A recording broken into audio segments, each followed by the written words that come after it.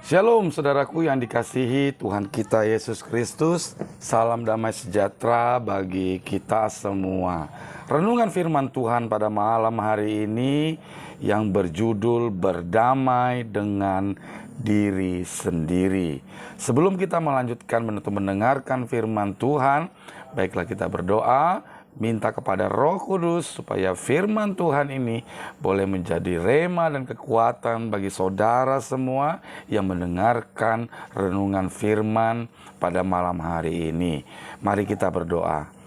Bapa kami dalam kerajaan surga, kami mengucap syukur Tuhan buat hari ini Bapa, hingga kami pada malam hari ini, sehingga kami boleh menikmati hari-hari kami dengan baik dan tidak kurang suatu apapun. Berkati hamba-Mu Tuhan yang tidak ada apa-apanya ini, biarlah firman Tuhan yang kita perdengarkan, kita sampaikan boleh menjadi kekuatan bagi kami untuk hari-hari ini. Di dalam nama Yesus kami mengucap syukur dan berdoa. Amin, amin, amin, amin. Bapak ibu saudaraku yang dikasihi dalam Tuhan, ya, tema atau khotbah kita pada malam hari ini atau renungan kita pada malam hari ini adalah berdamai dengan diri sendiri. Ya, bagaimana? Ya, apa syarat untuk bisa berdamai dengan diri sendiri? Syaratnya, Bapak Ibu, ya, adalah harus berani mengaku dosa di hadapan Tuhan. Ya, saudara bisa baca di 1 Yohanes 1 ayat yang ke-9, demikian firman Tuhan. Jika kita mengaku dosa kita, maka Ia adalah setia dan adil, sehingga Ia akan mengampuni segala dosa kita dan menyucikan kita dari segala kejahatan. Terpuji namanya Tuhan. Saudaraku yang dikasih dalam Tuhan, ada beberapa prinsip ketika kita mengalami damai sejahtera. Ya, yang pertama, di mana ada kekudusan dan kebenaran, disitulah ada damai sejahtera. Ya, yang kedua, ya, damai sejahtera hanya ada di dalam diri Tuhan Yesus Kristus. Saudara bisa baca di Efesus 2 ayat yang ke-14, ya. Dan yang ketiga, damai sejahtera tidak akan pernah terjadi jikalau hal baik dan hal jahat tetap bersatu. Puji namanya Tuhan. Ya, mengapa ya orang sulit berdamai dengan diri sendiri? Malam hari ini mari kita mau belajar mengapa orang sulit berdamai dengan diri sendiri. Ya, yang pertama saudara, karena masih keras kepala. Ya, kita baca di Kejadian 4 ya ayat 6 sampai yang ke-7. Demikian firman Tuhan. Firman Tuhan kepada Kain, "Mengapa hatimu panas dan mukamu muram? Apakah mukamu tidak akan berseri?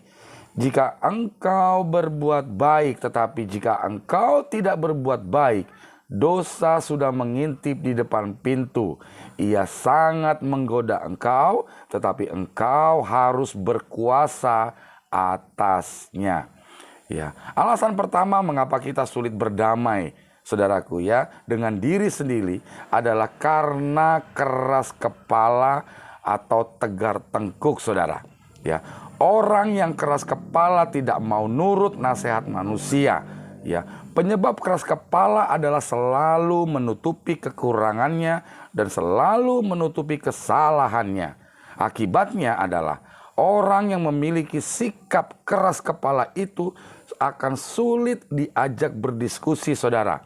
Sulit diajak ngomong baik-baik dan sulit memiliki teman, bahkan sahabat sekalipun. Padahal seorang pembawa damai itu adalah orang yang selalu setia kepada firman Tuhan dan menjadikan firman Tuhan itu sebagai landasan hidup.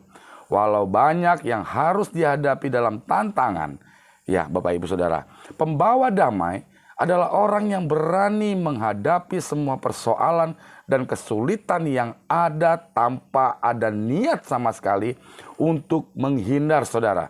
Apalagi lari dari kenyataan yang dihadapi. Ya, Pembawa damai adalah mereka yang berani mengambil keputusan dalam situasi sulit apapun, agar tidak terjerat dalam lingkaran kesulitan yang berlarut-larut. Saudara, kalau damai itu ya kita definisikan seperti sementara, ya, pembawa damai belum berdamai dengan diri sendiri, ya, bagaimana mungkin saudara akan terjadi kedamaian? Ya, alasan yang kedua, mengapa orang sulit berdamai dengan diri sendiri? Ya, karena masih hidup di dalam kesombongan dan keangkuhan saudara. Ya, saudara bisa baca di Yesaya 2 ayat yang 11, ya. Firman Tuhan, manusia sombong akan direndahkan dan orang yang angkuh akan ditundukkan, dan hanya Tuhan sajalah yang maha tinggi pada hari itu. Wow, ya. Orang sombong hanya menghargai dirinya, saudara, ya. Hanya menghargai dirinya sendiri, ya, bahkan sampai secara berlebihan. Orang sombong maunya dianggap hebat, benar ya Bapak Ibu Saudara ya. Maunya dia merasa hebat dari orang lain. Ya, orang sombong juga suka merendahkan orang lain dan tidak mau menghargai orang lain. Padahal saudara, pembawa damai itu berarti hanya berniat untuk selalu berbuat kebaikan bagi sesamanya. Ya, pembawa damai itu berarti orang yang rela berkorban, menahan diri walaupun harus menderita. Yang penting tidak terjadi keributan atau kekacauan. Ya saudara ya, pembawa damai selalu mengutamakan kepentingan orang lain ketimbang kepentingan diri sendiri. Ya, kalau damai itu definisinya atau artinya seperti itu, sementara yang membawa damai belum mengalami damai secara pribadi, yaitu masih ada kesombongan, masih ada keangkuhan, merasa menang sendiri, mana mungkin saudara damai itu akan terjadi? Ya, alasan yang ketiga, ya, mengapa orang sulit berdamai dengan diri sendiri? Ya, karena masih hidup di dalam kemunafikan. Ya, di dalam 1 Yohanes 4 ayat 20 dijelaskan, saudara. Jikalau seorang berkata, aku mengasihi Allah, dan ia membenci saudaranya, maka ia adalah pendusta. Karena barang siapa tidak mengasihi saudaranya yang dilihatnya, tidak mungkin mengasihi Allah yang tidak dilihatnya. Haleluya, haleluya.